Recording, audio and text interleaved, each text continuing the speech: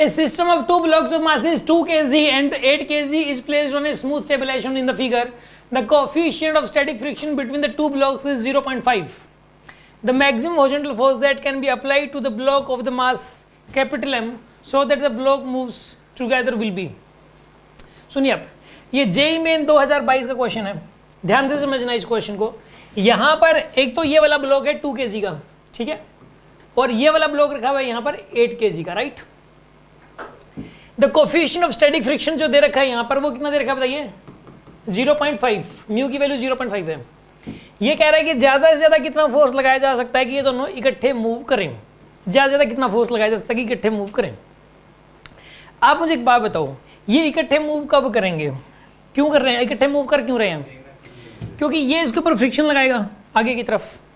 यार इसके अंदर एक्सेलरेशन आएगा इस फोर्स की वजह से, तो इसके अंदर एक्सेलरेशन कहाँ से आया बताओ, फ्रिक्शन। ये वाला इसके ऊपर आगे की तरफ फ्रिक्शन लगाएगा, और ये फ्रिक्शन जो है इसको रोक नहीं रहा है, इसको बल्कि चला रहा है फ्रिक्शन, और इसके ऊपर इधर लगेगा फ्रिक्शन। समझ आ रही है बात आपको?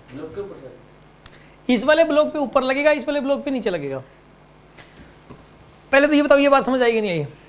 जब आप ब्लॉक के ऊपर ब्लॉक रख देते हो और नीचे वाले ब्लॉक को खींचते हो, तो मेरा कहना ये है कि ऊपर वाले ब्लॉक पे फ्रिक्शन आगे लगेगा और इस वाले पे फ्रिक्शन पीछे लगेगा।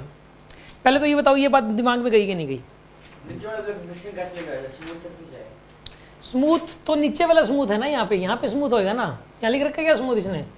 ये स्मूथ टेबल है, लेकिन इनके बीच में तो रफनेस है, इन दोनों के बीच में तो रफनेस है। यहाँ तो कॉन्टेक्ट, रफ कॉन्टेक्ट है, तो ये वाला इस पे और ये वाला इस पे तो लगा ही सकता है यहाँ पर, तो यहाँ तो स्मूथनेस नहीं है ना। तो मेरा कहना ये है कि ब्लॉक के ऊपर अगर ब्लॉक रखा हुआ है और नीचे वाले पे आप फोर्स लगा रहे हो, तो ऊपर वाले पे फ्रिक्शन आगे लगेगा और नीचे वाले पे पीछे लगेगा। पहले तो ये बताओ, ये बात मतलब जच रही है कि नहीं जच रही? कैसे जच गई बताओ? नहीं जच रही, तो क्या जच रहा है, क्या लग रहा है आपको? आप ये कह रहे हो कि सर मुझे ऐसा लग रहा है कि ये ब्लॉक के ऊपर अगर ब्लॉक रखा हुआ है, आप इधर फोर्स लगा रहे हो तो इसके ऊपर फ्रिक्शन इधर लगेगा, ये कह रहे हो आप? इधर लगना चाहिए, ठीक है, और इसके ऊपर फिर इधर लगना चाहिए, यही होगा, क्योंकि फ्रिक्शन तो इक्वल एंड अपोजिट ही लगता है, न्यूटन के थर्ड लॉ को फॉलो करता है फ्रिक्शन हमेशा ही, ठीक है। आपके हिसाब से इसका मतलब इस वाले ब्लॉक पे कितने फोर्स लगे टोटल हॉरिजॉन्टल में? एक ही इस तरफ, तो ये वाला ब्लॉक इधर जाना चाहिए, ये इधर और ये इधर जाना चाहिए। फ्रिक्शन किधर जाने से रोक रहा है? लग इधर रहा है, इधर लग रहा है, तो किधर जाने से रोक रहा है अभी ये? तो फिर इधर जा कौन से फोर्स की वजह से रहा है फिर ये तो अलग अलग है ना, ऑब्जेक्ट अलग अलग है। ये जो फोर्स इधर लग इस पर रहा है, तो इसको क्यों चला रहे हो उसके बदले में? ये कह रहा है कि ये जो फोर्स लग रहा है इसकी वजह से चल रहा है, इस फोर्स की वजह से नहीं चल रहा है, ये तो अलग अलग है दोनों, ये दोनों तो अलग अलग है। यहाँ पे स्मूथ कॉन्टेक्ट कर दो, चलो रफनेस खत्म कर दो, यहाँ रफनेस खत्म कर दो, स्मूथ कर दो, फिर चल पड़ेगा ऊपर वाला। ये बिल्कुल यहाँ पे स्मूथ हुआ तो नीचे वाले पे फोर्स लगाओगे तो नीचे वाला स्लिप हो जाएगा, ऊपर वाला नीचे गिर जाएगा वहीं का वहीं। तो इसका मतलब ऊपर वाला चला है तो इस वाले फोर्स ने तो नहीं चलाया। अगर यहाँ पे स्मूथ कर दोगे तो फिर क्यों नहीं चला रहा ये वाला फोर्स ऊपर वाले को? ये वाला फोर्स ऊपर वाले को चला ही नहीं रहा, क्योंकि लग इस पे लग रहा है, जिस पे लग रहा होगा तो उसी को चला सकता है, किसी और को कैसे चला सकता है वो? तो उसके ऊपर ही क्यों ना रखा हो? डायरेक्ट जिस पे लगता है वो उसी पे लगता हुआ मानोगे, ये वाला फोर्स इसके ऊपर थोड़ा ना लगता हुआ मानोगे। इसलिए फ्रिक्शन ये वाला इसके ऊपर इधर तो नहीं लग रहा। ये वाला ब्लॉक रियलिटी में ये सिचुएशन गलत है, ये वाला ब्लॉक चल रहा है फ्रिक्शन की वजह से। फ्रिक्शन जरूरी नहीं है कि रोकता ये चीजों को, इस केस में फ्रिक्शन चला रहा है ऊपर वाले को। अगर ग्राउंड है, ग्राउंड के ऊपर अगर आप ब्लॉक को रख के फिर फोर्स लगाओगे तो फिर तो फ्रिक्शन रोकेगा उसको चलने से। और यहां पर नीचे वाले ब्लॉक पे फोर्स लगा रहे हो तो ऊपर वाले ब्लॉक पे जो फ्रिक्शन है ऊपर वाले ब्लॉक को फ्रिक्शन चलाना चाहेगा। यहाँ पे फ्रिक्शन ऊपर वाले ब्लॉक को चलाना चाहता है, तो फ्रिक्शन चला भी सकता है, रोक भी सकता है, दोनों ही बातें हैं। लेकिन सर ये मोशन के अपोजिट में लगता है। एक तो इस बात को तो रट्टा मारो ही मत कि मोशन के अपोजिट में लगेगा, मोशन के अपोजिट में लगेगा, मोशन के इस बात को माइंड से स्लिप हटा दो। इस बात को फ्रिक्शन हमेशा रिलेटिव स्लिपिंग से बचाता है, मतलब स्लिपिंग से बचाता है हमेशा। मतलब फ्रिक्शन ये चाहता है कि चले तो इकट्ठे चले, ना तो रुका ही रहे। बिल्कुल वेलोसिटी इक्वल करने की कोशिश करता है। नीचे वाला तो पक्का चलेगा, इसको तो कोई रोक नहीं सकता। तो फ्रिक्शन को पता है इस बात का कि नीचे वाला तो पक्का चलेगा ही चलेगा, तो ऊपर वाले को भी चलाएगा वो। ये एक स्पेशल केस है, ग्राउंड के ऊपर अगर ब्लॉक रखा हुआ है तो उसके ऊपर फोर्स लगाओगे तो वो मोशन को रोकेगा फ्रिक्शन, क्योंकि ग्राउंड को तो रुका रहना है। और यहाँ पे जब नीचे वाला ब्लॉक चल पड़ा तो उसके ऊपर एक दूसरा ब्लॉक रखा हुआ है, तो फ्रिक्शन उसको चलाएगा आगे की तरफ ताकि वो भी साथ में चले। समझ आई कि बात नहीं आई? तो ऊपर वाले ब्लॉक पर फ्रिक्शन आगे की तरफ लगेगा। हाँ जी, बात समझ आएगी नहीं आई ये वाली? और कितना लगेगा सर? जितनी जरूरत है उतना लगेगा। सेम एक्सेलरेशन मेंटेन करने के लिए जितना फ्रिक्शन चाहिए उतना लगेगा। अगर इकट्ठे चलते हैं, देखो पहले तो कितना लग सकता है मैक्सिमम, ये देखो एफ एस मैक्स ज्यादा से ज्यादा कितना लग सकता है बताइए? Mu into N. म्यू की वैल्यू कितनी यहाँ पे 0.5 और एम जी कितना यहाँ पे 20, यानी कितना आएगा यहाँ पर? ये एफ एस मैक्स 10 आएगा यहाँ पे। एफ एक्स मैक्स कितना आएगा यहाँ पे 10 न्यूटन आएगा एफ एस मैक्स।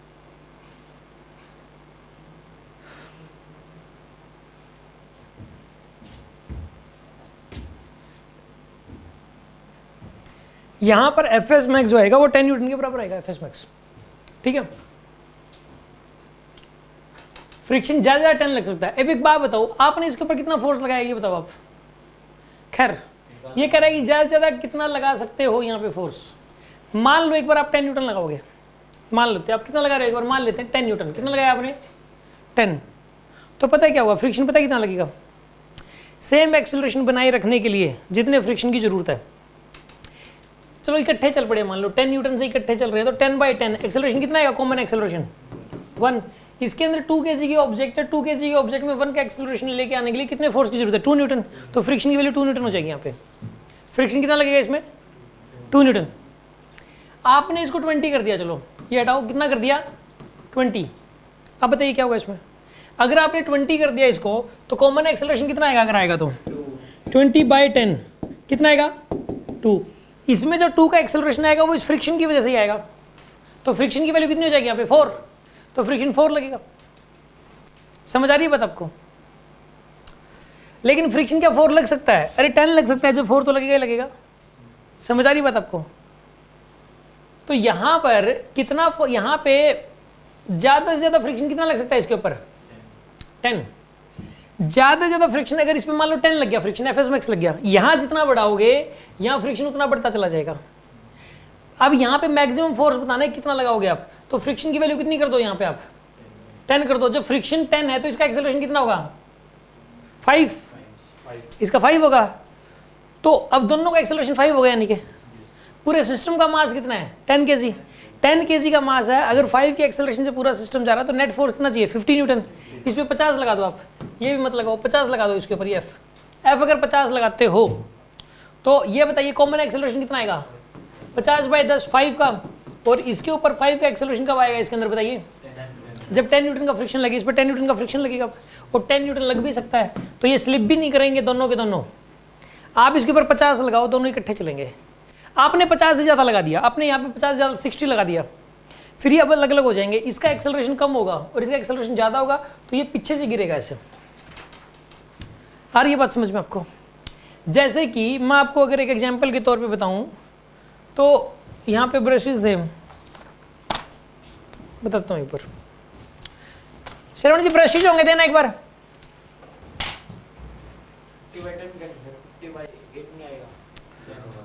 पूरे सिस्टम का कॉमन एक्सेलरेशन निकाल रहा हूँ मैं, पूरे सिस्टम का कॉमन एक्सेलरेशन निकाल रहा हूँ, अकेला नीचे वाले को नहीं दे रहा। ब्रशेज थे दोनों, वो दोनों देता हूँ। देखो एक ब्लॉक के ऊपर ब्लॉक रखा हुआ है, नीचे वाले को आप ज़्यादा जोर से खींच दो, आप ज़्यादा फोर्स लगा दो, फिर तो वो निकल जाएगा नीचे से। समझ आ रही? आप दोनों को इकट्ठा चलाने चाह रहे हो तो एक लिमिट तक फोर्स लगा सकते हो 50 का। यहाँ पे 10 लगाओगे तो इकट्ठे चलेंगे, 20 में इकट्ठे चलेंगे, 50 तक 51 करते इकट्ठे नहीं चलने वाले, ये 51 करते ये इकट्ठे नहीं चलेंगे इसके अंदर। समझ आ गई बात आपको? अब यहाँ पे जैसे, ठीक है, मान लो कि ये दोनों ब्लॉक पे ब्लॉक रखे हुए हैं, ठीक है, मैं अगर कम फोर्स लगाऊं कम, तो ये इकट्ठे चल रहे हैं, दोनों चल रहे हैं ना इकट्ठे। अब देखना, अब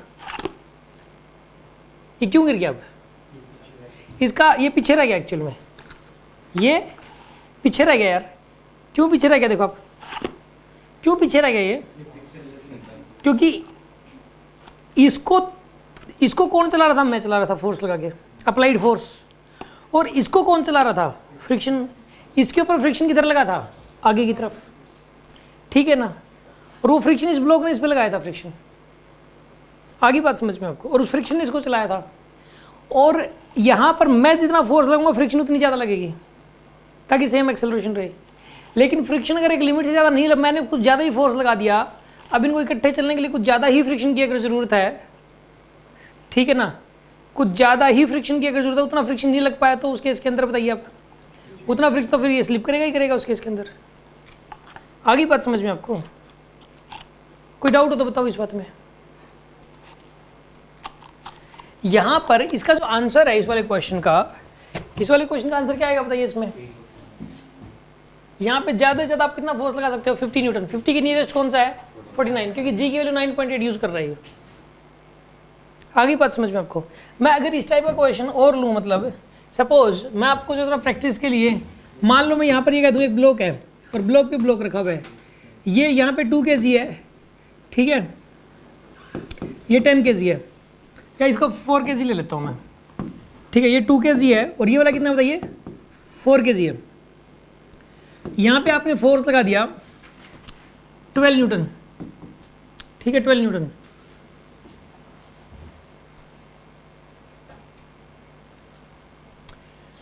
यहाँ पे मान लो म्यू की वैल्यू है 0.6, म्यू की वैल्यू कितनी यहाँ पे, चलो 0.4 कर लो यार, म्यू की वैल्यू कितनी यहाँ पे 0.4। अब बताओ क्या 12 लगाने पर ये इकट्ठे, यहाँ पे स्मूथ है नीचे, ये इकट्ठे चलेंगे कि नहीं चलेंगे? ज़्यादा से ज़्यादा फ्रिक्शन कितना लग सकता है यहाँ पे बताओ, म्यू एम जी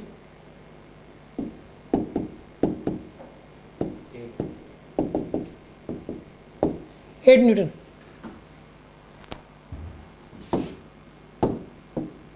8 लग सकता है।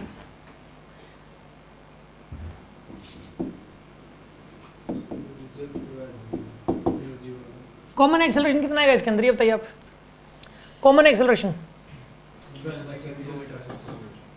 कॉमन एक्सेलरेशन कितना आ जाएगा यहाँ पे 12/6 2 का। अब इसका एक्सेलरेशन अगर 2 है तो कितना फ्रिक्शन चाहिए होगा बताइए यहाँ पे, 4 लग सकता है क्या? इस पे 4 न्यूटन इधर लगेगा, इसके ऊपर 4 न्यूटन इधर लगेगा। अलग अलग एफबीडी बना लो चेंज की। अगर इनकी अलग अलग एफबीडी करते हो, इस 2 kg वाला है जैसे, इसके ऊपर 4 न्यूटन लग रहा है, बस फ्रिक्शन ही है, और इसके ऊपर 2 लग रहे हैं, इधर लग रहा है 12 और इधर कितना लग रहा है 4, तो इसका एक्सेलरेशन भी 2 आएगा। देखो 4/2 2, और इसका एक्सेलरेशन भी 2 हो जाएगा। 4 12 - 4 8 8/4 2, दोनों का एक्सेलरेशन सेम हो तो गया। आगे बात समझ में आपको। तो फ्रिक्शन एक एडजस्टिंग फोर्स है, फ्रिक्शन भी, ठीक है।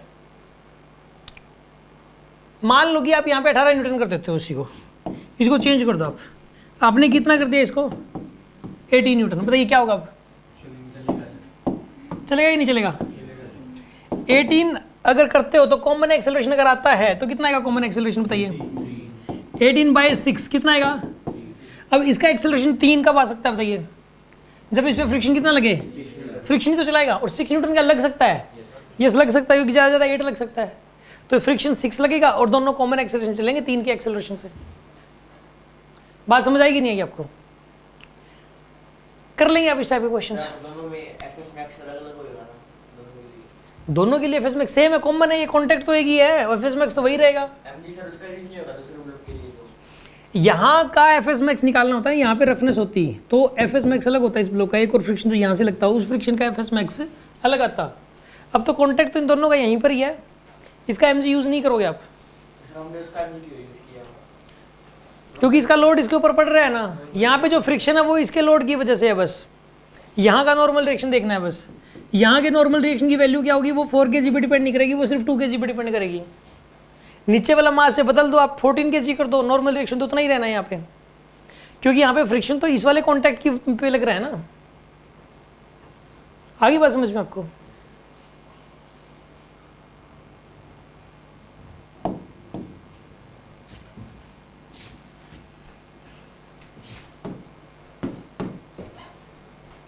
कोई डाउट हो तो बताओ इस बात में।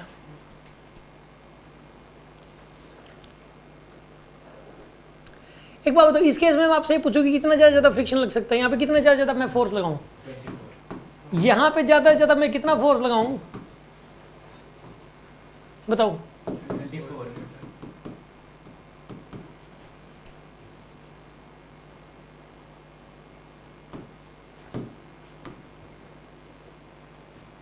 24.